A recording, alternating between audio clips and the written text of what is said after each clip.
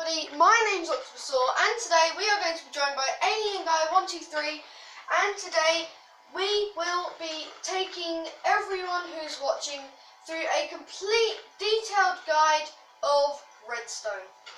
So the first thing you need to know is, what is Redstone?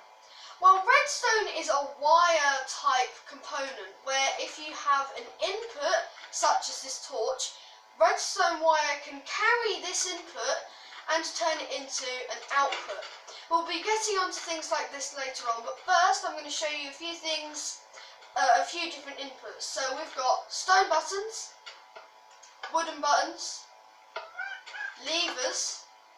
Levers can stay on consistently, and then things that we can use to actually carry redstone.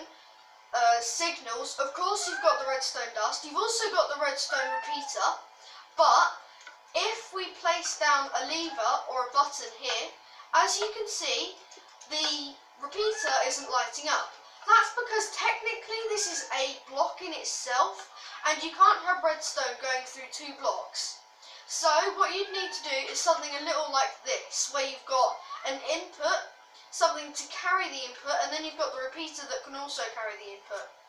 As you can probably see, there are two tiny little torches on this. If you press the use item button, you can actually move this torch back, and you can change the amount of ticks that a torch has. So 1 tick, default, 2 ticks, 3 ticks, 4 ticks. And a tick is 0.1 seconds. Alien, do you want to explain what redstone blocks and pressure plates and minecarts do? Yeah, so redstone blocks are constant sources of power. You can also move them as they're a full block, and they will emit a 15 block output, same as most redstone inputs. Here, there's a detector rail, and if you want to go behind, then basically you place down a minecart on it, or if it goes over it, then it will send an output. And here we have the different pressure plates. So there's this. Stone. Which is the stone. Wooden. Wood. Iron weighted and gold weighted. Now, I will get onto these two later on when we get much further into the series, so when we'll be going over things like hoppers and droppers, but for now we'll leave those there. Next we have something... Oh, yeah, go on. Right. Mobs can do these pressure plates. So that's why levers are handy for houses. Yeah, because a bad mob can activate a pressure plate and open your door, and then they can get in. That's why levers are good and toggle flip-flops are good. We'll be getting onto all of these interesting things later on in the series. Now we have something interesting here. This is a daylight sensor, moonlight sensor. Now the reason why this lamp is lighting up is because this redstone dust is powering this block.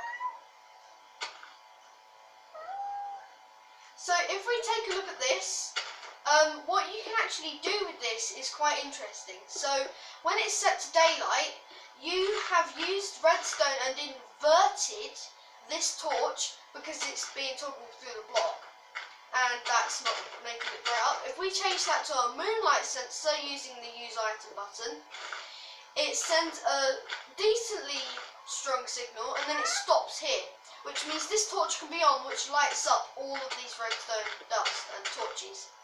Now what Alien's building here is called a torch tower, and what you can do with this is quite fun. So if we press this, as you can see, you can make these things quite tall, so we could add a piston here, and then we could do something like that. So this is a very compact way of sending redstone up something. One thing that you need to know when you're building a torch tower is a torch has a 1 tick delay. So when a torch gets turned on, it's 1 tick delay before it sends its power. See? It's not very strong, but it's okay. So, oh, you've made like a weird clock thing here. It's like really fast. Should we get onto clocks now? No, we'll get onto clocks later on. We will get into clocks in this video, but here I've set up a few little things. So here we have 2 repeaters going into each other. Other things that repeaters can be used for is one-way signals. So as you can see here, I've got a torch, 2 repeaters going into each other, and then another torch on the other side. Now, if you were to do this with redstone, as you can see, both of these are powering each other. And if we put this on a larger scale, as you can see, that gets slightly dimmer, and then this updates it and gives feedback. So if we put this on a really large scale, so if we go all the way over here, and then go all the way over here, and then place this, as you can see, it's slowly getting dimmer and dimmer and dimmer. And then when we make it to redstone torch, it's run out of power. But when we make it to the other redstone torch, it sends feedback, and now you've got them going into each other. If you only want it to go one way though, you could put a thing here, and as you can see, this has ended, and there's no interruption with this input here. And of course, if you want to carry on the signal, because redstone can only travel 15 blocks before it needs to be updated like so, a repeater can continue this for another 15 blocks, like so. And as you can see, it's run out again. So that's all you need to know about redstone dust, how it works, how repeaters work, and all the different types of inputs. We will be covering more detailed inputs later on, but for now that's sort of a taster of what inputs there are. Next we're going to show you some clocks. So clocks are marvellous things. Oh yep, go on. Here you can see half slabs don't affect redstone, except if you have more than one, that means it will cut off the signal. Yeah, because it's this technically is also a block. helpful if you use it on the top of a block, because then you can also put redstone on top of that, but you cannot put redstone on top of a half The bottom half of a half slab block. Okay, one thing I'd like to point out is you cannot use leaves, even though they're technically transparent blocks, and you can actually use glass, which is a transparent block, but in my mind it kind of makes sense to use leaves. Anyway, okay, now we're going to be getting onto some clocks, so if I just get out a few things here that you might need to build a clock. So first, what you want to do to build the most simple clock ever is place down 4 repeaters in a circle like this, redstone in the corners, then place down a lever and make sure you flick it really fast, so like that. And that's the fastest setting you can have it on. But if you change the timing of these repeaters, as you can see, this is locked. So if it does lock, then all you need to do is break a piece of redstone, wait for one, and then like that, and you've got a clock. That's the most simple clock ever. But what if you want a toggleable clock? Well, that's what Alien can show you now.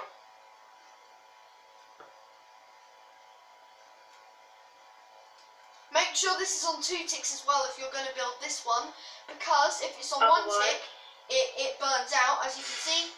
Burns out. Leave it on 2 ticks, slap a lever onto that block, pull it down, then pull it back up, do what you want with it, wait for this torch to regenerate, or place down a new one again, and there you go, you've got on and off, on, so the clock is off, and now the clock is on. And of course you can fiddle with the timing, so you can have a really slow clock, so it could be like left, right, left, right, left, right. So now I'm going to show you another cool clock you can do. So place down a block with a torch on it, redstone, block, torch, redstone, block, torch, redstone, connecting back up to this block. The reason why you don't want another block here is because in redstone rules and in real life logic, you can only have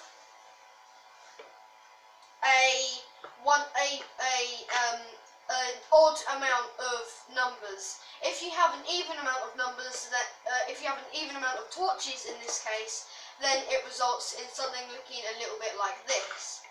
So if we put some buttons on these, as you can see, we've basically made a sort of, what's this circuit called again? I've completely forgotten.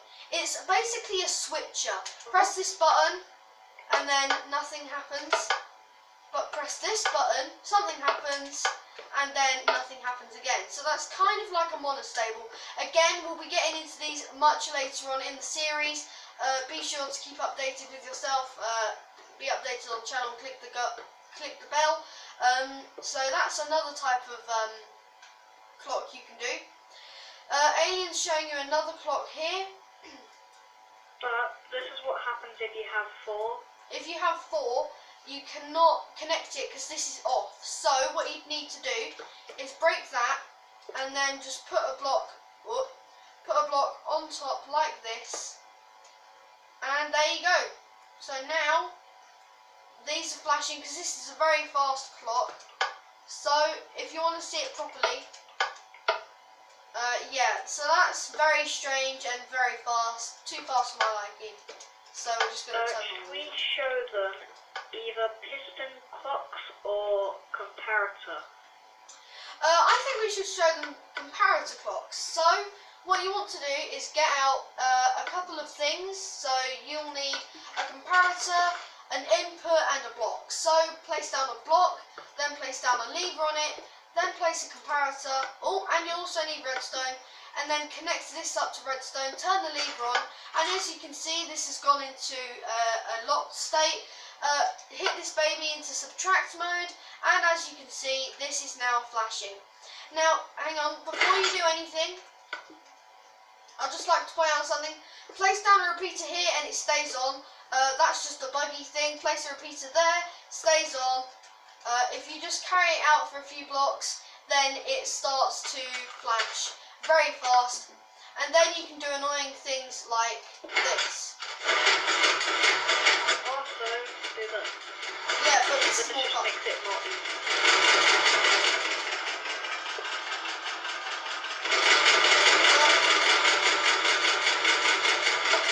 That sounds like a train, but we're not going to be using this in any of our creations anytime soon.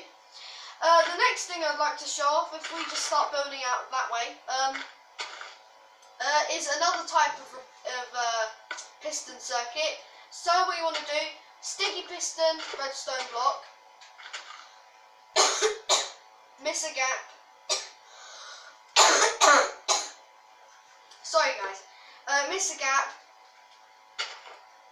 sticky piston, redstone block, miss a gap, repeater, sticky piston, redstone block, miss a gap, repeater, then another sticky piston, redstone block, then a repeater, and make sure you set all of these repeaters to 2 ticks of delay, then do that. This is quite a loud one, but it does work. So we can turn this off, and then just do that, and all you have to do to turn this off properly is break that, and they go back into their normal state. Okay? Should we show you the really compact one? Okay, you can show them that. Right. By the way, I did not make this, but I found it somewhere, and it is very cool. And it's So very you loud. a block with a piston on top, Sticky piston. and then some redstone. Redstone block on it. And if you press this, this happens, and I'll explain that.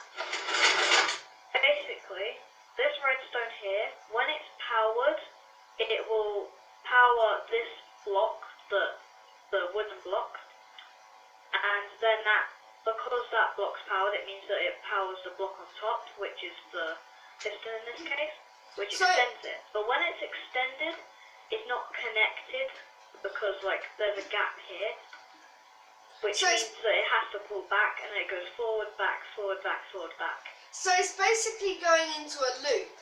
But can you do this on the ground without having any redstone underneath?